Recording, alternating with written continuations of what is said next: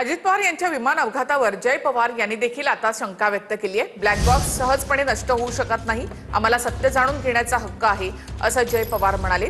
यावर चौकशी सुरू असल्याची प्रतिक्रिया गृहराज्यमंत्री पंकज भोयर यांनी दिली आहे।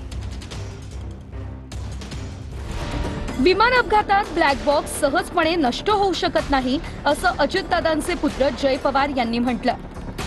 अजित पवारांच्या विमान अपघाताचं सत्य जाणून घेण्याचा जनतेचा हक्क असल्याचं जय पवार म्हणाले।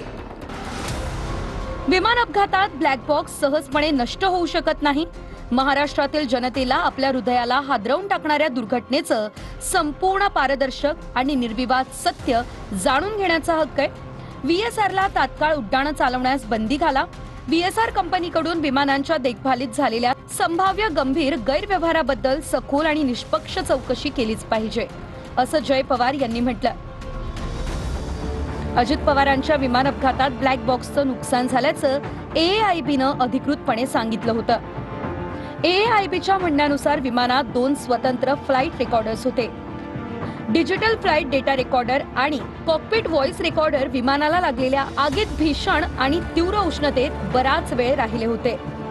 डीएफडीआर मधून डेटा डाउनलोड झालाय, पण सीव्हीआर मधील डेटा मिळवण्यासाठी अमेरिकेतील तज्ञांची मदत घेतली जातेय, असं एएआयबीनं म्हटलं होतं। पार्थ आणि जयवर एवढा मोठा हा शॉक आहे।